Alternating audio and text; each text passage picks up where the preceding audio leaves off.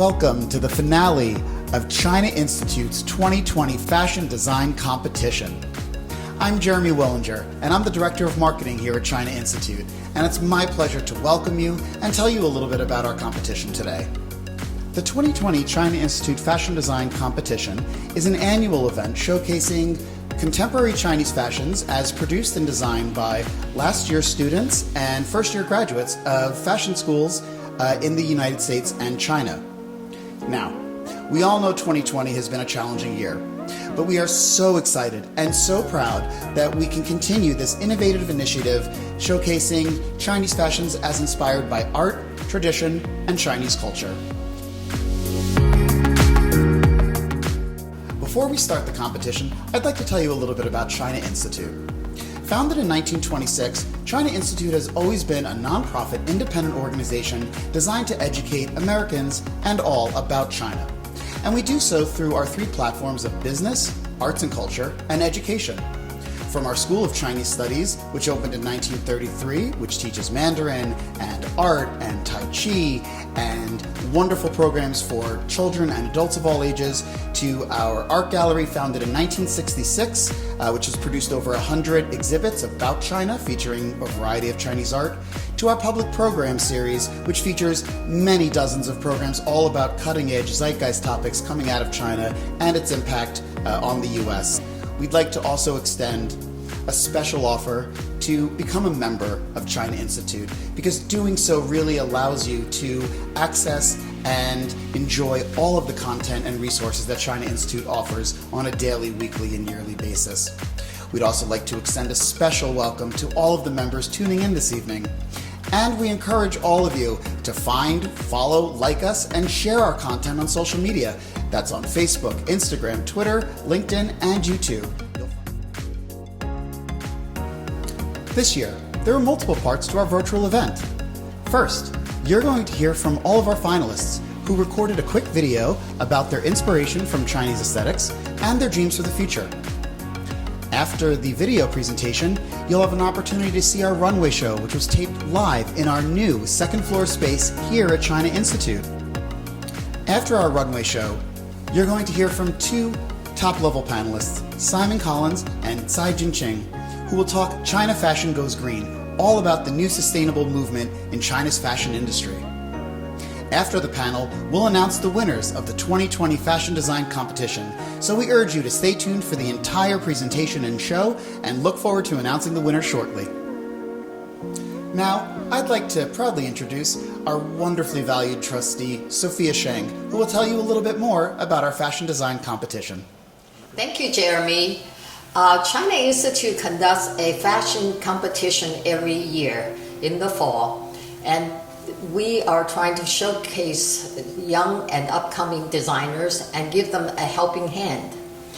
In their design, they need to be inspired by Chinese tradition, culture, or art. But this year we added a special element of sustainability. They need to include, either in the material they used or the production process, or the actual design, elements of socially and environmental sustainability to show how it can be incorporated into Chinese fashion. This particular competition started in the fall of 2019, but because of COVID, we finally picked out a winner. So the first winner will receive $10,000 cash, and the second one, $5,000 cash, and the runner-up will get an internship. And now, let me introduce you to the 8 finalists this year, and please enjoy their wonderful collection. Thank you, Sophia. Now, it's time for our exciting runway show. All of the designers were asked 2 questions. 1, how are your designs influenced by China and the Chinese aesthetic? And 2, what are your dreams for the future? Each of these questions were answered in short videos that our finalists put together. We're going to screen these for you and then show you the live runway show with all of their designs.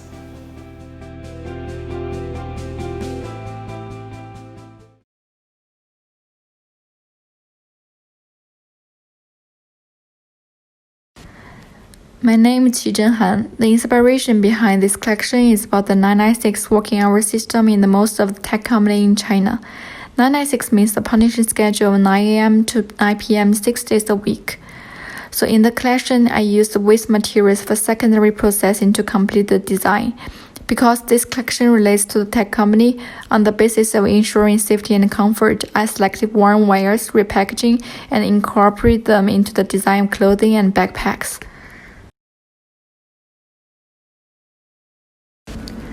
In the future, I want to develop and grow my own brand.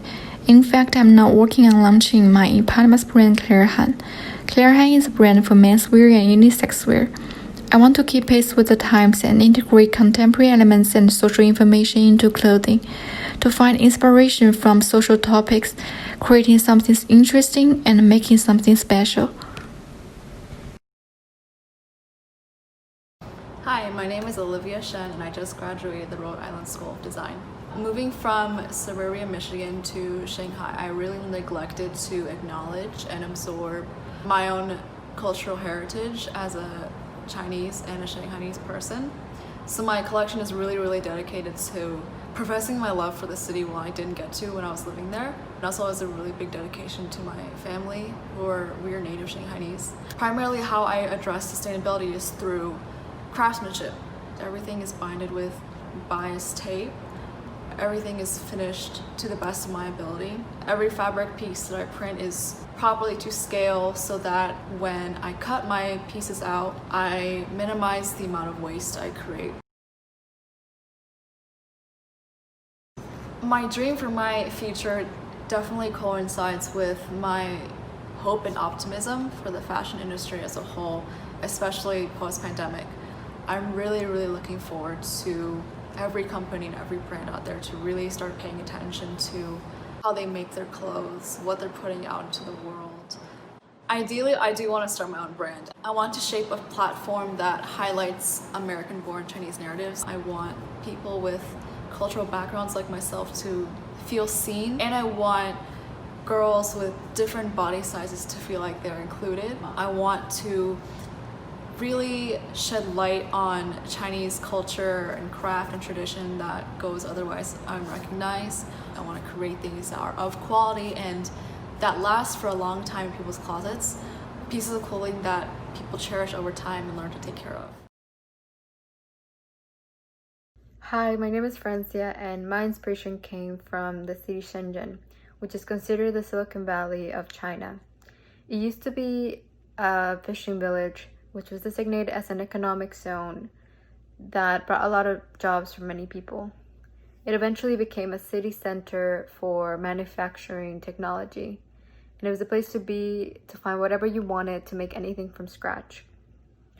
In the Western world, we have this mentality that we must make something new and innovative, and then you become the market leader for it. In China, it's a little bit different, the mentality. It's more about looking for something that's already made and making it better. Some may argue that this is copying, but it's more about making something better and improve and make it available for everyone. This is a philosophy that I follow when developing my collection. I use materials that are easily available, but I also focus on using innovative techniques and using technology. Also, Shenzhen is very good at upcycling and recycling a lot of its pieces. And for me, it served as a reminder that as a designer, I must know the end cycle of my product. My ambition is to eventually visit Shenzhen and make a company that really focuses on innovation and sustainability and ethical practices as well. Hi, my name is Ruohan. My collection was inspired by my first camping experience last summer in China, and I would love to use my designs to promote this new, modern, and sustainable way of traveling. And for sustainability, first, I choose all natural fibers for my collection's fabrication. Second, I used a lot of zero waste cutting method in my pattern making process. And finally, all of the jewelries in my collection are all casted in recycled silver and recycled gold. For my dream future, I would love to have my own label consist of a little magazine and my clothing line. I would love to use this magazine to catalog all of my inspirations, the places that I visit, the art galleries, the museums, just all the beautiful places around the world, and to see how it comes to fashion design, how it comes to clothing. Because I think in this generation, not a lot of people are just interested in a beautiful line of clothing, but you need to tell the story behind it. And that is just why design is so interesting. My collection Rebel Puppet is inspired by the relationship between children and their parents in China. Through the designs, I intend to show the conflict, rebellion, and integration between the two generations. To minimize the waste, all the garments are either first developed digitally using Still and Cloth 3D or carefully calculated and planned before full fashion need. At the same time, leather used on garments mostly came from donation and recycle shops, including fab scrap. I just came back to China due to the pandemic and plan to start my career here, working for a local designer or as a stylist. While I'm getting more experience and knowledge of the industry, I will start my own brand. I want to come back to the global fashion market in the future if possible, either working for a well-known designer or extending my own line.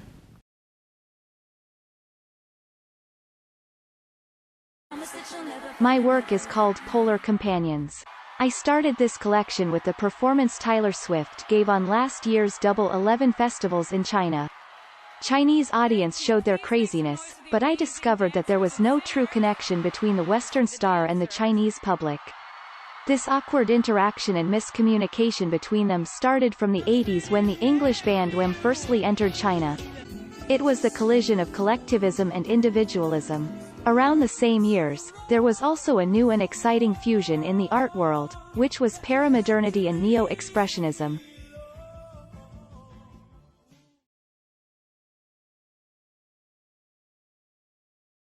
I think the existing sustainable solutions in the fashion industry are more about upcycling, using second-hand clothes, and design with deadstock fabrics. But eventually, 90% of the clothes that consumers buy would end up thrown away, buried or burned. My idea of a sustainable fashion system is to use all natural materials, which will be the lowest cost to earth. 80% of this capsule collection uses fabrics, trimmings and beadings that are biodegradable, which will be the true future of fashion industry.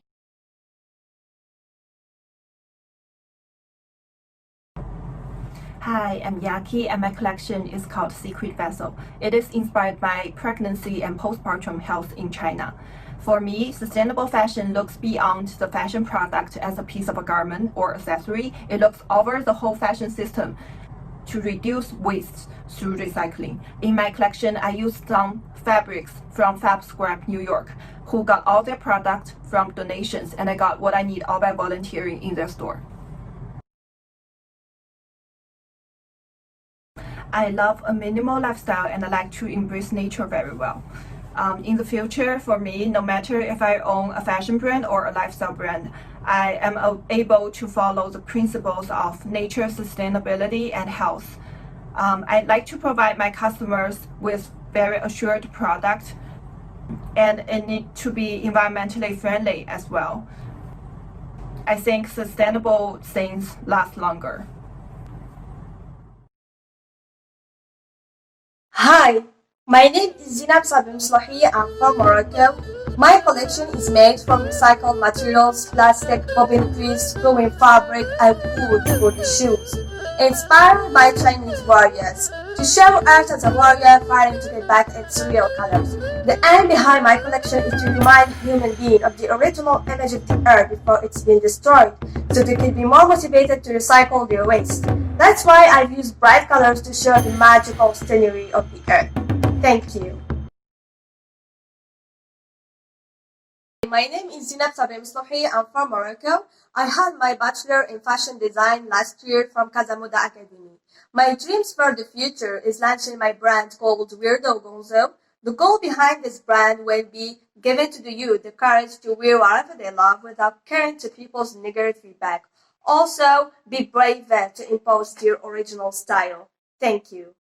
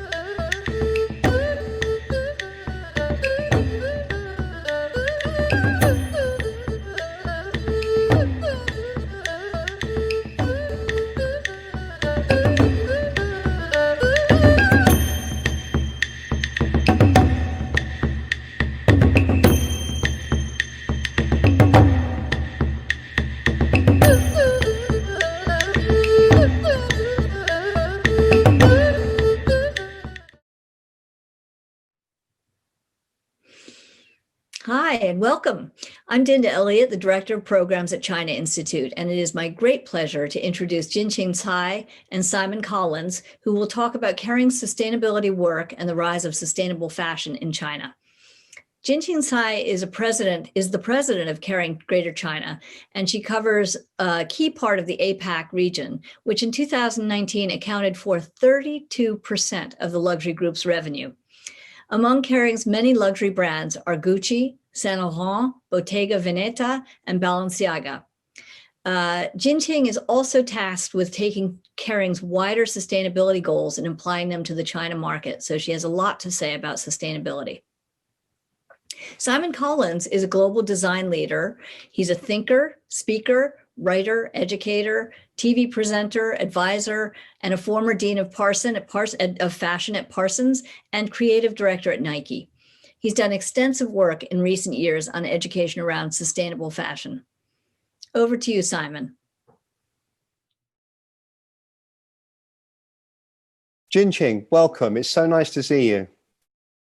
Yeah, it's great to see you too. It's ironic that here we are Zoom calling each other when we're in fact 2 miles away in a town that doesn't have the virus, so we could be sitting in a restaurant anytime we wanted, right? Well, I guess we're, get used to having the Zoom to cross the Pacific Ocean, I guess. That's right. Yeah. Well, we're here to support China Institute, and obviously that's all about spreading awareness of China in the US. So it's essential that people in the US are able to see us. Anyway, to business. We're going to talk about sustainability for the next half an hour, and of course, in particular about caring and sustainability, although a little bit wider than that perhaps as well. I thought I'd start, just for people that aren't as familiar with caring as they should be, tell me the biggest brands in caring, just so people have a context of what you actually look after here. Sure. So caring is a very global luxury group.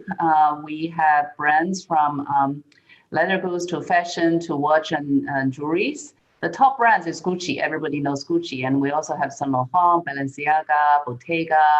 We have jewelry brands like Boucheron and Qilin, which is I always like to talk about. It's a Chinese brand.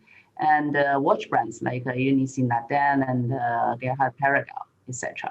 Fantastic. So Francois-Henri Pinault, the chairman, he's been very vocal about sustainability and other issues over the past, really his whole career, I guess. So tell me, what are some of the bigger initiatives that you think people should be aware of that Caring are doing in the world of sustainability? Yeah, so Caring Sustainability Program is really 360 degrees. It's core part of our business strategy. And so we had practiced, over 15, 20 years ago.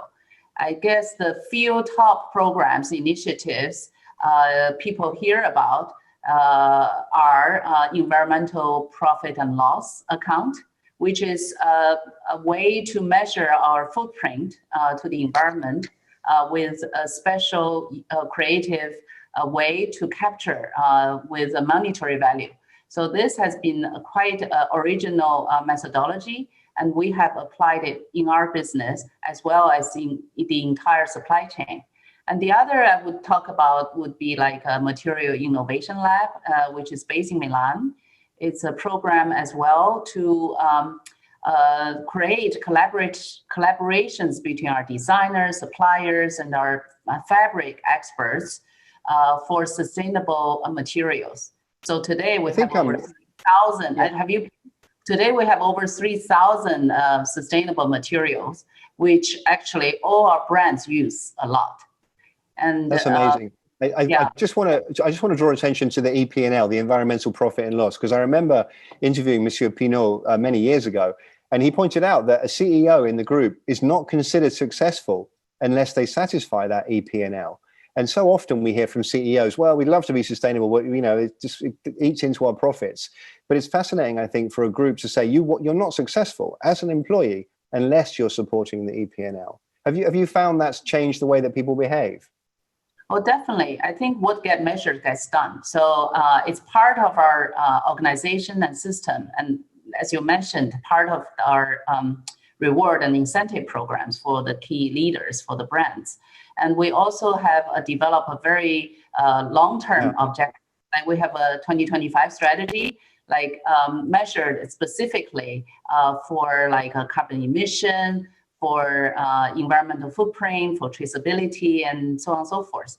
And even this year, we launched a biodiversity strategy for 2025 as well, which we again set up all these very quantifiable, tangible objectives for our business and partners to achieve.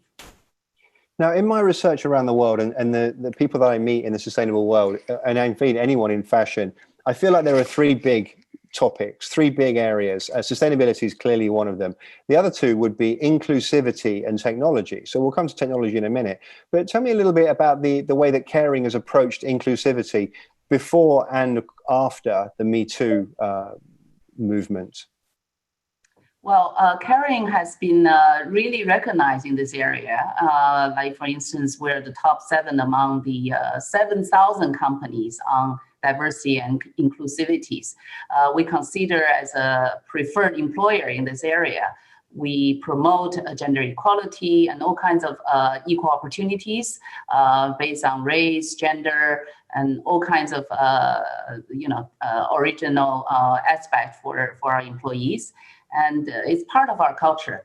And recently, last year, we also appointed the first Chief Diversity, Inclusivity, and Talent Officer, which will help the companies and the brands to continue to innovate and create programs so that we can really cultivate culture that encourage everybody. It's interesting because I think everyone had to do a lot of soul searching this past year based on the tragic events in the US. And we had to ask ourselves, not really, do we have a diverse and inclusive workforce? Because the answer is no, none of us do sufficiently. But I think the question was much deeper, which was, is our entire industry structured to favor one group or another in spite of our best efforts? And certainly, in my world, education and the design areas that I'm involved in, the answer was unequivocally, yes, the industry has been created to favor one group.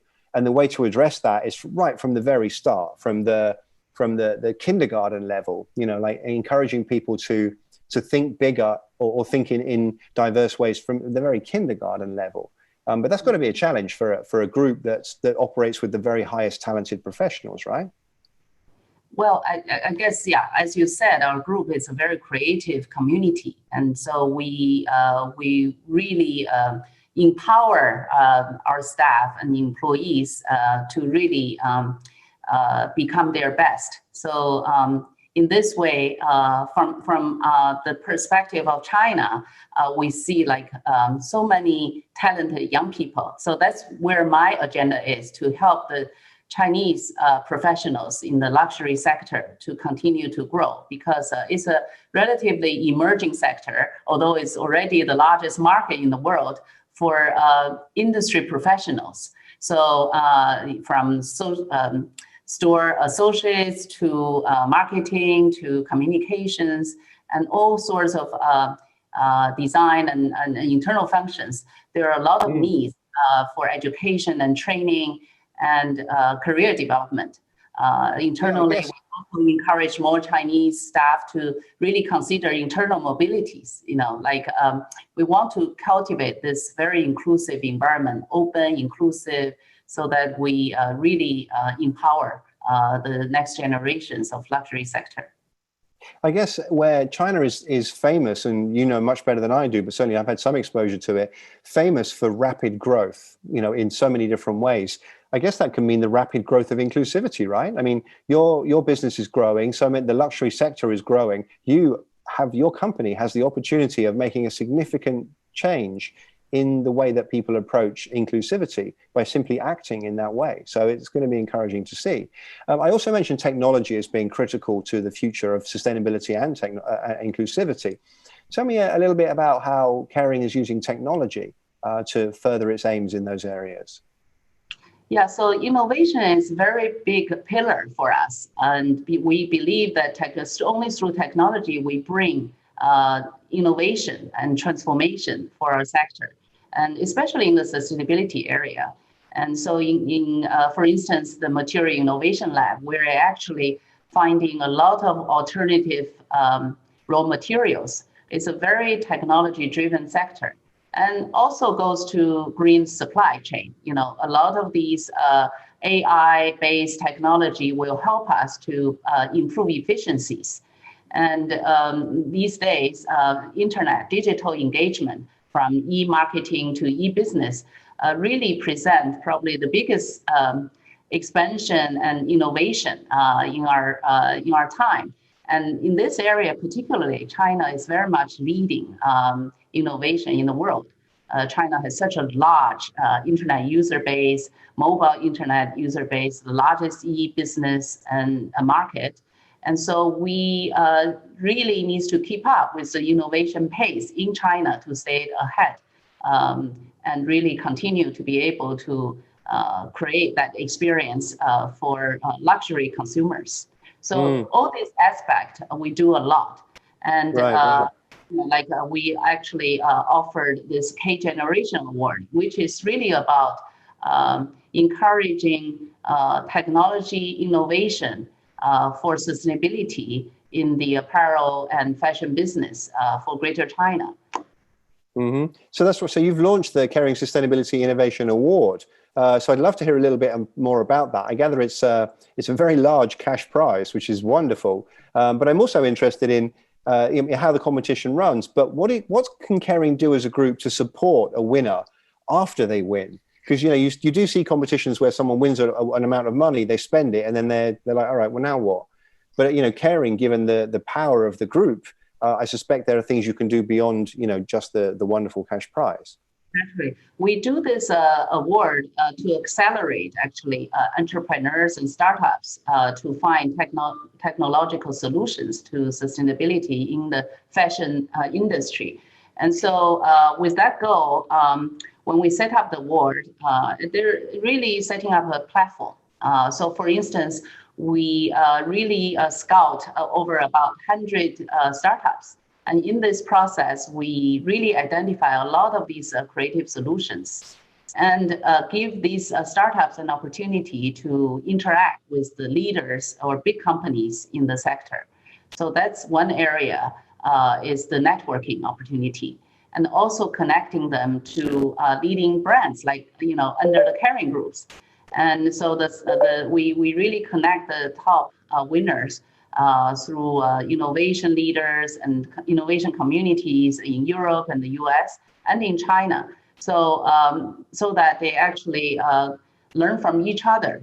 And of course, thirdly, we really provide a mentorship. So like some of these companies actually went through a workshop 1 week in Europe with us, as well as with our K Generation Award partners like Fashion for Goods and Plug and Play, to really learn about how to grow a business, what are the common challenges and threats in really for a startup, and what are the common issues that people can learn from each other. So all these kind of mentorship, networking are tremendously valued by these startups, in addition to the cash prizes, which is 100,000 euros. So it is a very great incentive as well to support the startups. Yeah, absolutely.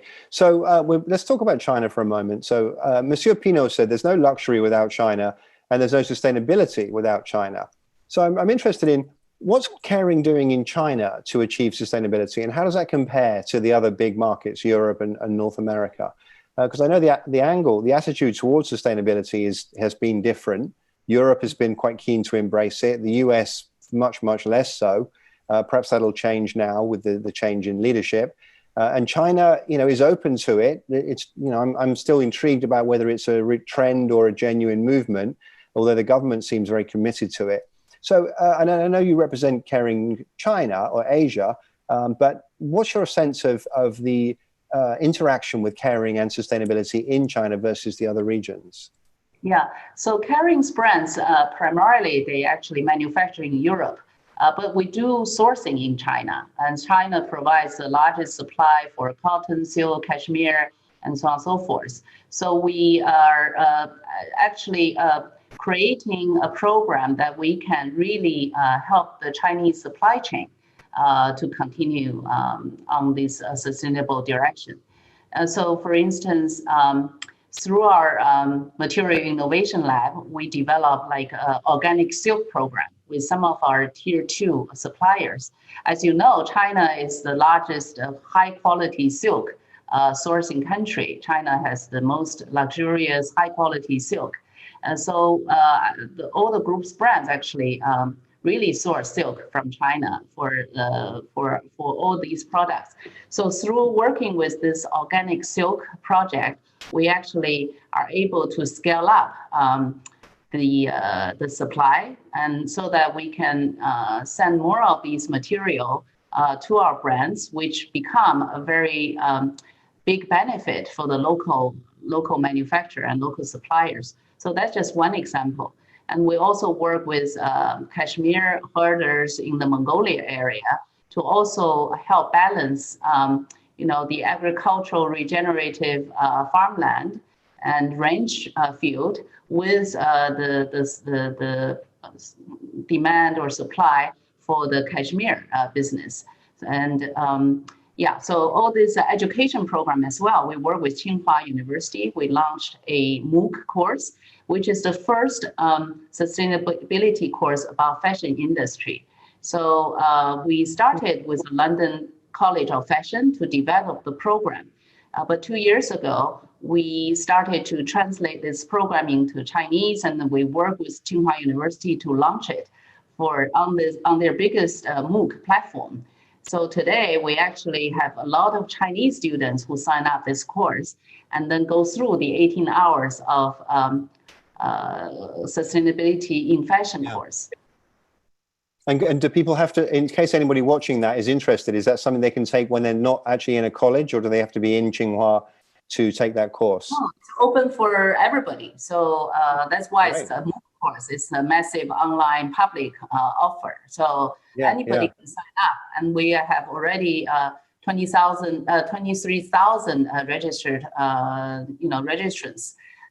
From students to professionals and independent designers, a lot of media, and as well as some government officials.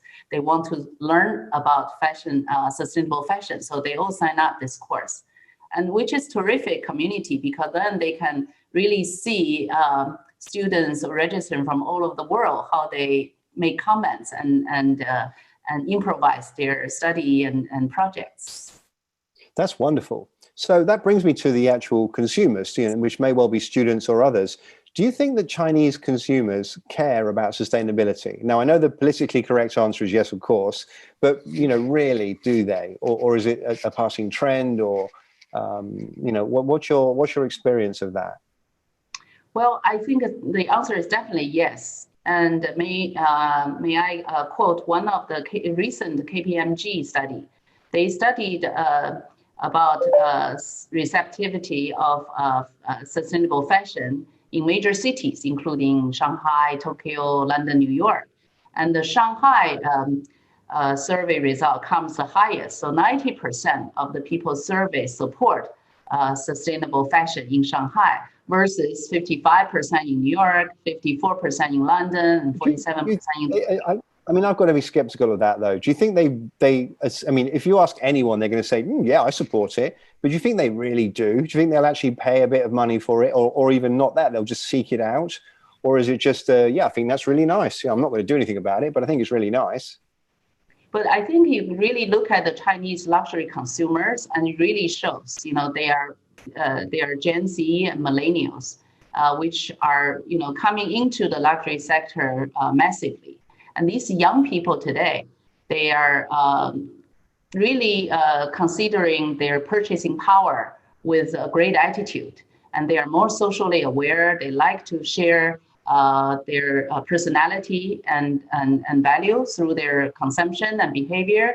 And the young generation actually embrace innovative new concepts and new products like no other countries.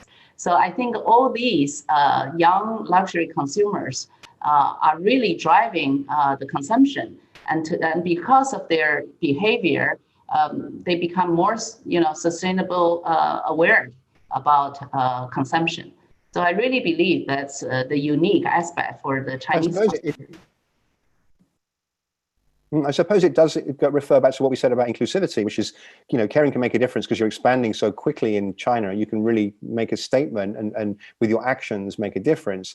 The same thing is true of the luxury consumer, because they're the first generation of luxury consumer. It's not like they're following their parents who were doing it before them. They're the first ones. And so they can form their own decisions, their own conclusions without a previous history of it. And therefore, if we can influence them with sustainability, then that becomes, something they just build into it right from the beginning. Exactly. I see China is in such a unique position because on the one hand, they're the largest supply chain for textile industry, fashion industries. And, half of the fabrics actually are produced in China, according to the China Textile Apparel Council. And the exported volume, they account for 1/3 of the entire world of trading and exporting. So there's a tremendous opportunity in the production and supply chain area to become more sustainable. On the other hand, China is also the largest consumer market. As you just rightly said, there's 1.4 billion people and 400,000 million middle class, and a lot of them are basically the driving force for today's consumer products in all kinds of areas, including the luxury sector. A lot of our brands actually, in terms of the Chinese consumers, it's already account for maybe more than 50% of their total sales globally. So all these aspects, from the largest production base to the largest market, if we are able to make changes for company behavior and consumer behavior to become more sustainable, you can imagine how big impact it can make to the whole global market. Absolutely. So look, talking of major impacts, I've got to ask you a rather difficult question. And it comes up a lot, and I'm always interested in everyone's answer from every different level. Many people in the sustainability movement would say the simple answer to being more sustainable is just buy less. Just buy less stuff, sell less, buy less, etc. And certainly that's true. We have a lot of landfill. I'm sure not from the brands that you're selling because they're at the luxury end, which rarely makes it into landfill. But other levels of the market, there's no question that selling less would mean less landfill. However, at every level, a company exists to sell more products. You've got to deliver better numbers than last year. You have to grow. That's just what we do in capitalism. How does a company like Kering square that with your obvious commitment to sustainability? The fact that if we just sold less, then we'd be more sustainable. I mean, I don't know. What's the answer to that? What can we do about that? Yeah, I think first of all, we believe that luxury sector, like a business like us, we have a critical role to play in promoting sustainability because we do influence trends, consumer trends, and their awareness about sustainability. And we also believe we have a great responsibility to build a more sustainable industry in which brands continue to offer high quality product without causing harm to the environment. And we see sustainability as one very inherent part of quality. So this kind of belief and assumption we'd like to share with the industry and with the market so that we educate a new generation of consumers who are also environmentally and socially responsible. And that's what we see our role is. And it doesn't mean sustainable consumption doesn't mean just stop or consume less. Actually, it's to be different and to be more responsible and to really care about quality and the authenticity of what you produce and communicate. So I also think communication is a big part of it, like communication and education, because I think today's consumer is really about being aware. And then what motivates them to change is their knowledge. We always find the more knowledge they are, the more they ask. If they know more about ethical standard for gold, for jewelries, if they know more about different alternative raw materials that goes into the product, they actually become more sophisticated. And in today's offline stores, these consumers are asking more and more questions about traceability, the sourcing of the material, as well as all kinds of animal welfare. So I think that's really very inspiring, because today's consumers, they are just more socially and environmentally aware. Well, I guess if a brand is prepared to take on the mantle of educating the consumer and then delivering on what the demands that education creates in the consumer, then they're doing what they can to be sustainable, while at the same time sustaining the livelihoods of all the people that work there. Because I mean, listen, my answer to this is that people have got to work, right? People work in clothing factories. I don't want to put them out of a job, but I do want to make sure they've got a good job. I want to make sure they're cared for, and they live in a responsible and safe work environment, etc. So look, the last thing I want to talk about as we draw towards the end is sustainability. Is it a trend? Because there's no doubt that in some areas it's great. We've had greenwashing for a long time. We've had, you can barely throw a rock without hitting an advert for a company that's now suddenly decided they're sustainable, and they're not. And they're not going to become so with the current thing that they're doing. But it's no doubt that it's a trend, and advertisers and marketers are tuning into that trend and trying to make everyone look sustainable. Do you think that it's a trend actually in the consumer's mind, and do you think they're going to move on from it? And I know the obvious answer is no. However, they did in the US. 4 years ago, the US elected the opposite of sustainability, and the anti-sustainability movement gained a lot of traction. So, we've drawn to the end of that, but those people still exist. And so for me, I have to accept that there are people out there who are very unsustainable and don't wish to be sustainable.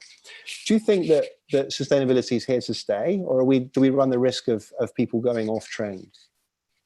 Yes, first of all, I think Kering, as a company, we do sustainability not because we want to sell more bags. It's really something that we think is the right thing to do, to be a responsible corporation, modern company. Actually, you do want to be really sustainable and doing good for the future generations, and to protect the earth as well. So, and we are really we hope to setting a good example of a company, how you can really invest in the future, and also doing good to the society, and also be profitable at the same time. And we also think that through a lot of these platforms and industry sharing and networking, like the K Generation Award, like a lot of the corporate alliance, like the fashion pact that we created in the fashion industry, which has so many corporations today rising up to meet the challenges of today's world.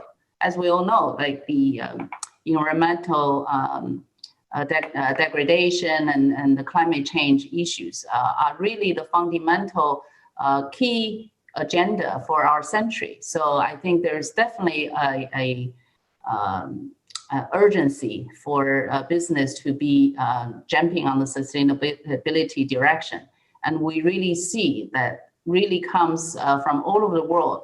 And in China as well, as you know, sustainability and sustainable development is really one of the top priorities for the nation. And the famous quote of President Xi, 青山绿水就是金山银山, like the green mountain and the water are the gold and silver mountains, right? It really illustrates how government is pushing for more high quality and green development for China. And the public awareness is huge. And China has already pledged to be carbon neutral by 2060. And they have already joined the UN SDG to sustainable development goals. And all this has been deeply penetrated actually across different sectors in China. And I really be very optimistic, because this is an irreversible direction, and people from industry to consumers to government, they are all joining force towards sustainable development. And I really see this is an irreversible trend. It will be here to stay. I think that's wonderful. So look, as we come to the end, I want to give you just one last chance to say something, to give a little bit of advice advice, give a thought on something that you think people should take away in terms of sustainability. I mean, you've had a wonderful career working with some of the most prestigious brands in the world. You're now the head of Asia of some of the brands that people would dream of going near, like dream brands. And so you've seen incredible things through your career. What advice would you have for young designers or other brands that are thinking, I really need to become more sustainable? What should I do? How do I even start doing that? Apart from obviously doing your program, Inside Caring, what thoughts do you have for anyone that's looking for that kind of inspiration? I would say be bold and be creative and be imaginative. We are in the time of the technology advancement that we have never experienced before. So, and be open and learning. And so when you are open and when you are going cross boundaries between science, technology, design, and cultural and arts and fashion, you actually find opportunities to be innovative and creative.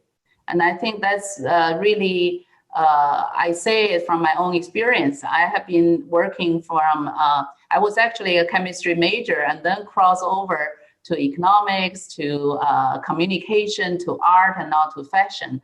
I really find exhilarating in making all these changes. I think it's very important to adapt with new trends and also be open and curious.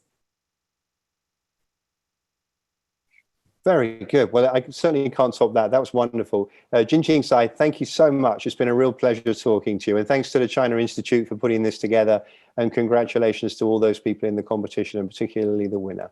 Thank you. Thank you, Simon. It's been nice talking to you. I'd now like to welcome the judges for the 2020 Fashion Design Competition. They are Dr. Hazel Clark, Dr. Kyung-Hee Pian, Mary Wang, and Bill Donovan. Hello everyone, I'm Hazel Clark. Hello, I'm Mary Wang. Hello everyone, I am Kyung-Hee Pian. Hello everyone, Bill Donovan here. We are the judges for the fashion design competition. As a panel of judges, we're honored to present you with the finalists and to announce the winner of the 2020 China Institute Fashion Design Competition. So let's give our finalists a round of applause. This year's finalists have been a formidable group of designers, showing an unlimited amount of talent, enthusiasm, creativity, and tenacity. We should remember that it has been a difficult year for all of us, and particularly creators who needed rare materials, imported fabrics, and perhaps support of teamwork. This year's competition aimed at raising awareness of sustainability in addition to creativity inspired by China's culture and aesthetics. 8 finalists demonstrated mastery of garment construction in view of sustainable fashion for the future. It struck me that their understanding of China's cultural heritage was also diverse and forward-thinking.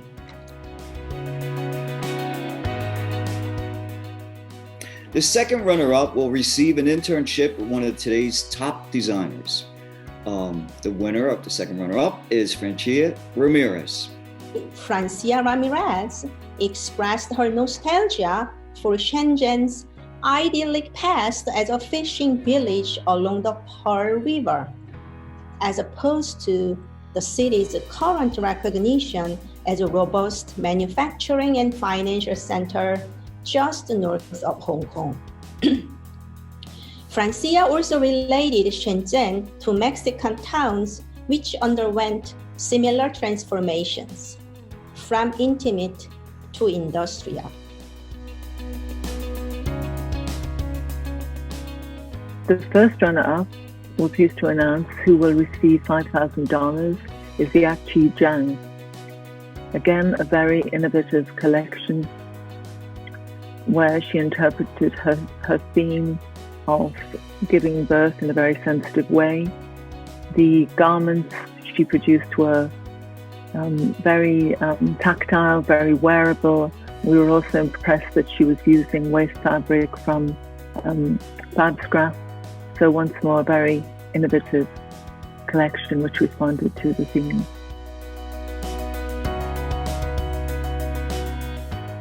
And the winner of this year's China Institute Fashion Competition is Ruohan Nie. Congratulations! So what we really admired about her collection was the attention to detail she paid to every single aspect of the garment. The silhouettes were deceptively simple, but they were expertly draped and tailored.